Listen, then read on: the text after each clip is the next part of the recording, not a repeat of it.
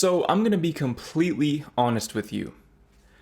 I'm 25 years old, and in my 25 years on this planet, I have tuned into the news intentionally a total of maybe 5 or 10 times. Now you might be wondering, how is it possible to go 25 years on this earth and only actively seek out the news 5 to 10 times in your whole entire life? Well, the answer is simple. When I was around 9 or 10 years old, I was watching the news one morning and I noticed a pattern. I realized that around 80 to 90% of the news they were showing was negative. And even at that young age, I had the presence of mind to determine that that probably wasn't the best thing for my mental well-being. So I stopped. I pretty much went cold turkey. And from there on in, I pretty much never watched the news again. At least not intentionally. That said, I'm starting to wonder if maybe the philosophy I developed at the age of 9 years old, that news is bad and they are primarily trying to make money rather than inform you, is really only applicable in the US. I intend to find the answer to that question because in this video I will be reacting to a video from David Wynn about how American news shocked him after 7 years living in Europe. So without further ado, let's go ahead and get into this reaction. Turned on the news and watched as the far left media once again used tragedy to sow anger and division. I'm not going back to Haiti. Child rapists. President Trump's big, beautiful bill has passed. Terrible, terrible, terrible. You are fake news. No earthly clue. Watching the news in America is like watching reality television. You don't see journalists, you see personalities. That's a really great way to open up that video because it's true. Again, this is kind of the conclusion I came to before I really had the intellectual ability to articulate it.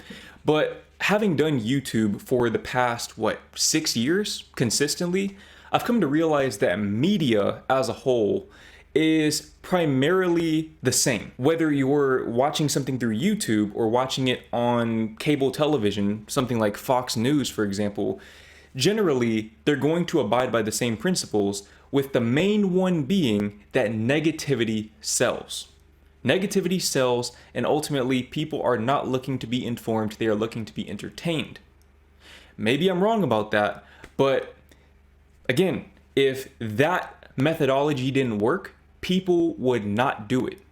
Now, again, I believe that these media companies, especially actual news outlets like this, but also media companies like my channel right here that you're watching, all have a moral obligation to inform rather than to divide. Ultimately, media should be used as a tool to inform and educate the masses, not to artificially divide them to make them easier to conquer. But capitalism, right? Train a radical. The left isn't good at violence, they just love violence. Don't be a dick. Wait, didn't she shoot a dog? You don't get facts, you get opinions. Those would-be terrorists. This was not a domestic terrorist. You don't find truth, you find drama. Are you still talking about Jeffrey Epstein? Trump and Epstein were friends. There was a client list. Donald Trump's name is in them. These are supposed to be news outlets. You have two completely different narratives. In Europe, the news felt boring, calm, responsible. But since coming back to the US, I turn on the news and feel angry, frustrated, stressed. It's one of the biggest reverse culture shocks I've had since coming back to America. So I asked myself. He said he felt angry, frustrated, and stressed, but I think the overarching emotion that news outlets want to create in America is fear. Because when you can create fear and then present yourself as the solution or present yourself as the deliverer of the solution, you can basically feed people out of the palm of your hand. What the heck is going on with American media? In this video, we'll explore how American media went from informing to performing. I'll break down how money and psychology fuel a never-ending loop of division. I'll share my experience working with executives at one of America's biggest media companies. We'll compare how Europe does media very differently. Then we'll talk about why this matters, how American media has affected trust, happiness, and even democracy. And if history is any clue, it might just be fueling America's decline as a world power. And finally, what can we do about it? But first, let me tell you about American media by telling you about my dating life.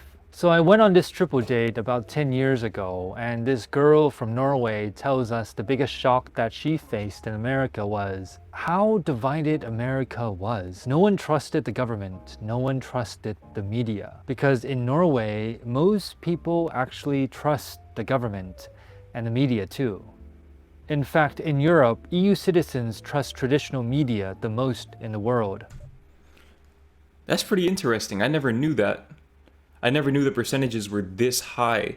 But I think I remember in the past, and please correct me if I'm wrong, I'm just going based on purely anecdote, but I vaguely remember seeing something like this, some sort of graph or poll, and there was a very clear correlation between the overall happiness level of people who lived in those countries like this right here, and the level of trust in the media and the government. So I don't think that's really a coincidence, but definitely very interesting to see that Europeans, by and large, trust public media a lot more than Americans. But in the US, trust in the government has fallen drastically since the 60s. And the media, today, it's become one of the least trusted institutions in America. But it wasn't always like this. News media used to be one of the most trusted institutions in America. In the 60s and 70s, there were mainly 3 big TV networks. And you know what? Although Americans don't trust these media companies, ultimately, again, they are corporations whose primary goal is to maximize profits. Bearing that in mind, clearly people are still watching. If people weren't watching, they would shift their approach. So, although Americans don't trust these media companies, they're still voting for this kind of media with their views, which is really the new dollar. That's the new currency. ABC, NBC, and CBS. And the news was a lot more neutral. The fairness doctrine made sure broadcasters presented multiple views on issues of public importance. But in 1987, the fairness doctrine was repealed. The First Amendment does not guarantee a fair press, only a free press. This led to the rise of opinion-driven partisan media in the 90s. First came Rush Limbaugh, then Fox News in 1996, then MSNBC, and many other pundits and opinion shows too. And CNN, they were the first to do 24/7 news, which changed the media game. That's really, really interesting. So they consciously decided we don't want fair media. We just want free media, even though you can't really have freedom without fairness. That's really, really fascinating to see, and it really adds a lot of credence to the idea that Americans have dug themselves into the hole that they're currently in. Suddenly, the news became more competitive. There was more pressure to be the first. And today, the news is so political that when tragedy strikes, headlines blame instead of report. It's hard to know what's real or fake anymore. For example, just look at how differently these news outlets reported on the US airstrikes in Iran. According to CNN, the US airstrikes failed, but Fox News says there's irrefutable evidence of success. And Trump?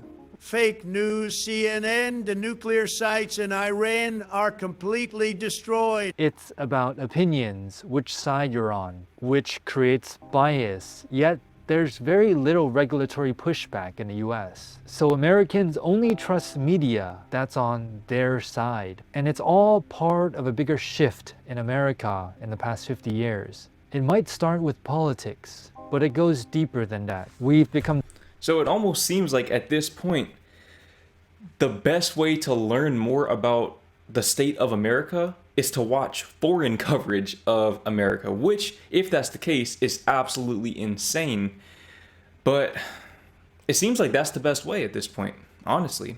divided on history, immigration, gender, social values, tribalism. Once we connect to a tribe, we cling to it, and we want to defend it no matter what. This tribal thinking that everyone seems to be engaged in on the right and on the left. You kind of ignore facts. You want to stick to your team and be loyal to it. We can't have a conversation. I've seen friends unfriend each other just because they believe something different. I've seen families, relationships fall apart too.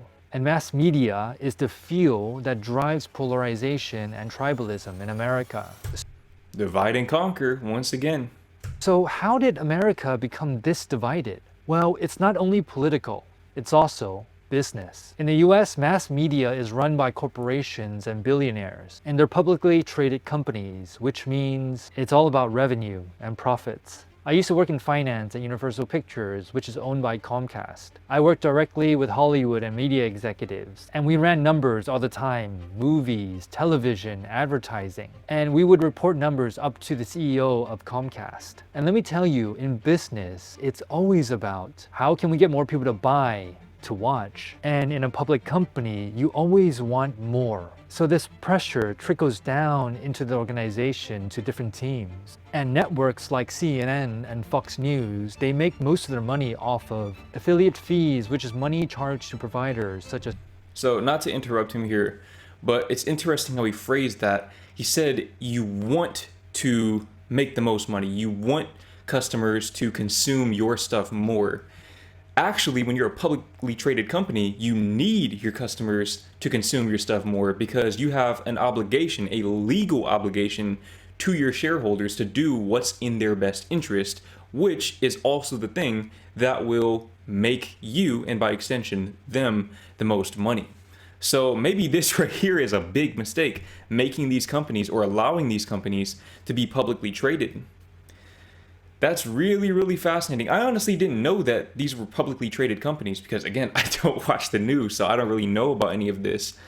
But it's all starting to make sense. Cable channels and advertising. For example, while I'm trying to read the news, I'm subconsciously being sold new tires or a couple's massage. But hey, it's a business. And if you want to grow, you need more views to drive up higher TV ratings. And how do you get more views? Well, a disturbing development on the border crisis. Wait until you hear this. So let me break this down really quickly, just again from a content creator's perspective. So ultimately, there are multiple different kinds of media businesses. Some of them are primarily focused on selling products. So those kinds of businesses, they don't require a large viewership. They require a targeted viewership. But when you are a media company that doesn't have physical, tangible products to sell, basically you are selling the advertising. And what I mean by that is, let's say for example on this YouTube video, it behooves me to get as many views as I possibly can because the way I'm going to make most of my money from this video, unless there's some unforeseen opportunity that this video will bring about, is from you seeing the advertisements on this video. You've probably already seen a couple of them by now. So again, it behooves me to get as many views. Now, I think that maybe I have a stronger moral compass than a lot of these media companies, hence why I'm not a publicly traded company earning probably hundreds of millions, if not billions of dollars in revenue. But functionally, it's the same thing. And that's why on YouTube, a lot of times you also see negative titles. You see people creating that division. It's because it works. It taps into a tribal instinct, a primal instinct within human psychology. Granted, I'm assuming he's going to talk more about this, but just from a content creation perspective, again, it works the same no matter what level you're creating content at. This meme on your phone, or this meme. They target their already polarized audience by creating more polarizing content. And people seek out information that confirms what they already believe. This is called confirmation bias. A Fox News viewer is more likely to watch material that is critical of illegal immigration. A CNN viewer may prefer stories that highlight racial injustice.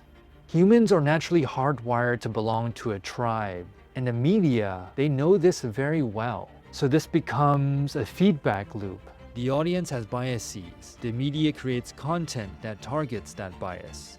Viewers feel validated, so they keep watching. Media executives are happy, but they need to keep growing, so they push more us versus them content. The audience becomes more divided, and the cycle continues. Exactly. That's exactly how it works. And you get this echo chamber effect, which creates stronger and stronger division until eventually there's a complete rupture right down the middle. And that's what we're seeing with American society right now. And I imagine that YouTube and social media are actually speeding this process up. The internet as a whole is speeding this process up because now you have algorithms. Now it's not just about what channel you're going to pick on the TV. YouTube is already going to show you what they know you want to see based on your previous behavior.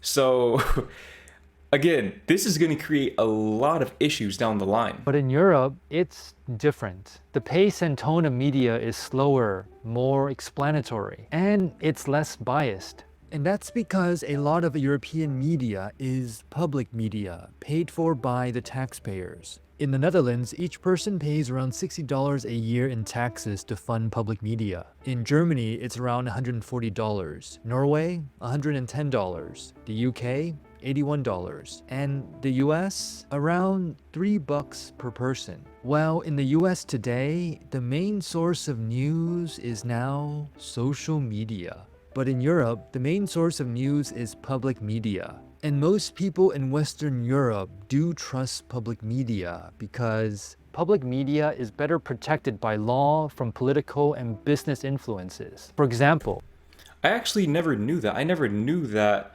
countries or citizens of these countries, including the US apparently, pay tax money for the media. I literally never knew that until just now.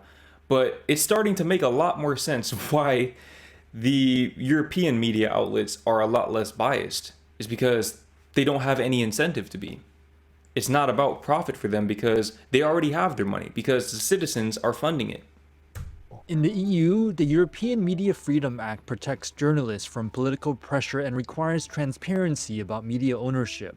The Digital Services Act forces big tech like Meta and YouTube to identify and remove hate speech and misinformation on their platforms. And across Europe, countries have their own media laws too. In the UK, the BBC must be impartial. It's in their royal charter. In the Netherlands, public broadcasters are legally protected from political and business influence. In the US, the First Amendment protects freedom of speech, but there's no law against media misinformation.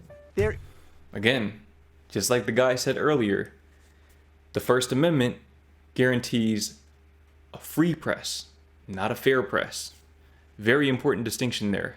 Eating the dogs, the people that came in, they're eating the cats. Breaking news. A very important part of these videos comes from you, the audience, so if you have something to add, please leave them in the comments below so we can learn from each other. And if you haven't subscribed yet, I'd appreciate your support if you hit the subscribe button. And lastly, if you want to support me in making more videos, please consider joining my Patreon community. You'll get early access, behind the scenes, Q&A, and extra content about life in the US versus the Netherlands and Europe. Thanks a lot, and let's get back to the video. When it comes to press freedom, which is the ability of journalism to be free from any external influence besides the public interest, Europe leads the world in press freedom, but the US, it doesn't rank very well. And again, it's kind of ironic because America is supposed to be the land of the free, with freedom of speech being within the First Amendment. So, very, very ironic, very contradictory, and just goes to show, once again, that America is all talk. It's all smoke and mirrors. Because you can't have freedom without fairness. There is public media in the US too. NPR, PBS, and they do score quite high in terms of reliability too. But the Trump administration is seeking to eliminate funding from them. Trump believes they spread far-left propaganda. Again, American media is driven by politics and profits. Does he believe that? Does his administration actually believe that? That's insane. And one thing I will say about Trump, look, if you're new to my channel, I don't have a very positive opinion about Trump at all. One thing I will say, just as someone who, again, runs a media company, is Trump is very good at marketing. He's very good at pandering, at catering to people's psychological biases. Extremely, extremely good at that. That's one thing I will give him. But it does rub me the wrong way to see people fall for the same tricks over and over and over again, simply because they're too lazy to think for themselves.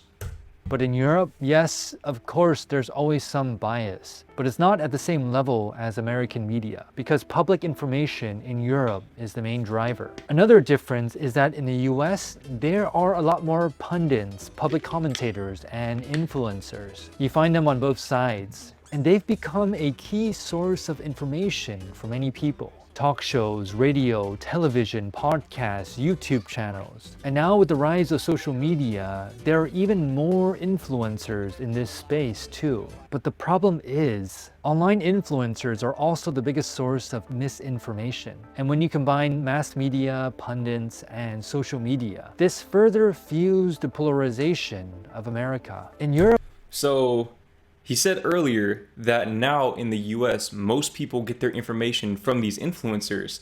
But then he also says that, 62% of these influencers don't even verify the information before sharing it. It's not a coincidence that a lot of Americans are uninformed.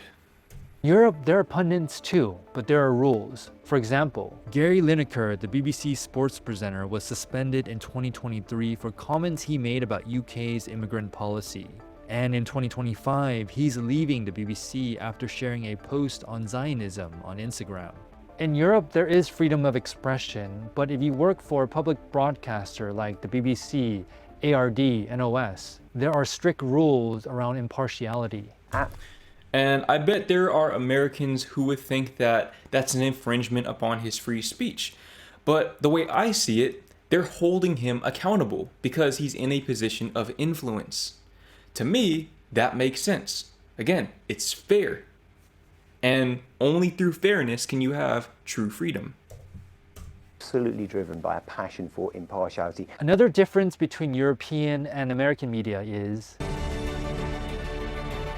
America first. We are America, second to none. America is and has always focused on America first. Around only 10% of US news is international. That's probably one of the reasons why Americans get stereotyped for being dumb, self-centered, and not knowledgeable about the world. And if I had to guess, a lot of that 10 to 15%, maybe 95% of that 10 to 15% of foreign coverage is negative in nature. Hence why so many Americans have such a negative and fear-based perception of the rest of the world. Africa? That's a continent. Africa? Nope. Russia? Nope, that's China. Is this one Europe? No. This one? No. Because some people out there in our nation don't have maps. And to be honest, from my experience living in Europe, I find Europeans a lot more knowledgeable, not just about the world, but they seem more knowledgeable about what's happening in America than Americans are. You can blame Americans for not knowing, but just know that it's also a problem of the system too. So what? Why does this matter? Well, fortunately, unfortunately, what happens in America tends to impact Europe and the rest of the world too. Trust in media and in the government are at all-time lows, and that's a problem because democracies depend on trust. And it matters a lot if we want to save democracy. When people trust institutions and society, people are more likely to vote, to volunteer, to help each other out. And when we lose trust in others, we are less happy as well. According to Gallup, trust in people and institutions is one of the key predictors of happiness. In Europe, people tend to trust people more, and Europeans are some of the happiest people in the world. So these are the top 10 world's happiest countries. We have Finland, Denmark, Iceland, Sweden, the Netherlands. So right off the bat, the top 5 are all European. Costa Rica, number 6, Norway, Israel, Luxembourg, and Mexico. I'd love to see what the criteria is for this, what the qualifying metrics are, but Europe is dominating this list right here. Europe is dominating this list, and I don't think that's a coincidence. In the US, trust is down, volunteering is down, civic participation is down, happiness is down. American media has not only played a role in eroding trust and happiness, it's worn down our mental health too. Humans have negativity bias. We're wired to pay more attention to negative information as a survival mechanism. And studies show the news has become a lot more negative. More anger, disgust, fear, and sadness. This activates our fight or flight response. More stress, more anxiety. And we doom scroll, believing that the constant feed keeps us safe. We get more dopamine. We continue swiping. The algorithms know this, and we get more bad news. And the cycle continues. Just like I was saying, the algorithms push this because of consumer behavior. And consumer behavior is a result of the media that consumers are, well, consuming. And that's a result of them creating the negative content because they know how human psychology works. The key to breaking this cycle right here is to understand that you have this right here. It's understanding that we all have this psychological bias and then consciously deciding to seek out information, not entertainment. Very big distinction there that clearly a lot of Americans fail to make. And lastly, this polarization may signal the decline of the American world order. Let me explain. After World War I, a divided media landscape in Germany spread propaganda and helped pave the way for the Nazis' rise to power. In Yugoslavia, media polarization played a key role in fueling the Civil War. And in 1800s America, the sudden rise of news communication, political influencers, and propaganda deepened the divide between the North and the South, which helped accelerate the Civil War. I'm not saying the US today is the same as these examples, but what history does show is that when media polarizes, it divides and it pushes societies apart. Ray Dalio, billionaire investor and author, argues that world powers follow a similar big cycle. They rise through education, innovation, military strength, and trade, and they fall through internal division, high debt, inequality, and external pressure. And Ray believes that the US is now in the stages of decline. Now, I don't want to sound alarmist, but if we do look at history, history doesn't repeat itself, but it often rhymes. So now what? Big media thrives on division, but America doesn't have to. Here's what I believe we can do as individuals. Understand that most major American media outlets are businesses first. Their main goal isn't to inform. Their main goal is to make money, to hook our emotions. We can also stay more informed and in control by diversifying our news sources. Don't just read CNN or Fox News, read both. And try international sources like the BBC too. And talk to real people, even if they have different opinions, perspectives. And here's what I hope changes at the systemic level. In a world full of fake news, misinformation, and AI, we need stronger critical thinking skills. We need media literacy in education. And Finland is an example that the world can follow. They train teachers and students to identify fake news, to build their critical thinking skills. Educators credit a system that begins the moment they enter public school. So my personal solution is maybe a bit contrarian. It's also probably a pretty privileged thing for me to suggest. But I think the best possible answer to this dilemma is Americans simply need to travel more.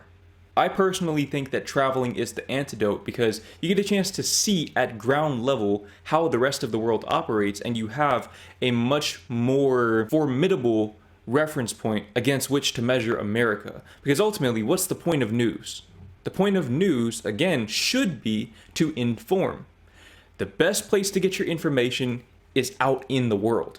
Now, this is something that I think a lot of Americans don't really have the benefit of doing because of the way the vacations are structured for most 9-to-5 workers in the US and the fact that people have so much debt from medical expenses and student loans that they simply can't afford to travel, let alone the rising cost of living and the stagflation. But that's pretty much the only answer that I can come up with, because these companies, there's no incentive, once again, for them to stop operating the way they're operating. And the thing is, they have to keep becoming more and more extreme and divisive. That's the only way they can sustain or even expand their level of success, is they have to become more and more extreme. But once you tear the fabric of society, there's no stitching it back up. There's no sewing it back together. That's it. It's ripped. So that's my personal solution. More about familiarizing children also with what the digital world is, to make sure that all children have a sufficient set of digital skills. Some US states like Delaware and New Jersey are starting to follow too. Now, I know this is going to be a long shot, and I know regulation seems to be a bad word in the US, but I believe we need more of it to prevent misinformation. Well, I'll leave you with this. One of the biggest culture shocks I've experienced since coming back to the US is just how divided the country has become. And I do believe that American media has played a huge role in that. So I'm curious, what do you think about American media? So I'm very curious to know what you think about American media as well. Definitely comment down below what you think and what you think the best solution is. To David's point, I also believe that government regulation is a very good solution. The problem with that is I struggle to see the people getting behind it, because they're just going to see it as a form of repression that is indicative of impending communism or something like that. Because again, a lot of these Americans lack critical thinking skills because of the media they've been consuming. So while I do think ideally that would be the best solution, in practice I don't see that working, simply because of how Americans think. I mean, you have to think about it. This is the same group of people who don't want to give up guns despite having a mass shooting literally every day. So you're not really dealing with a group of logical people here on either the left or the right. So again, I think that traveling is going to be the best way to go about that. But because most Americans don't have access to those overseas flights, a lot of them can't afford or don't have the time to just up and go to Europe or Asia like I have the ability to. And I'm very fortunate and grateful to be in this position. I think that it's really going to come down to, ironically, content creators like myself, and not even to gas myself up, but people like David as well, or just anybody who is sharing these different perspectives.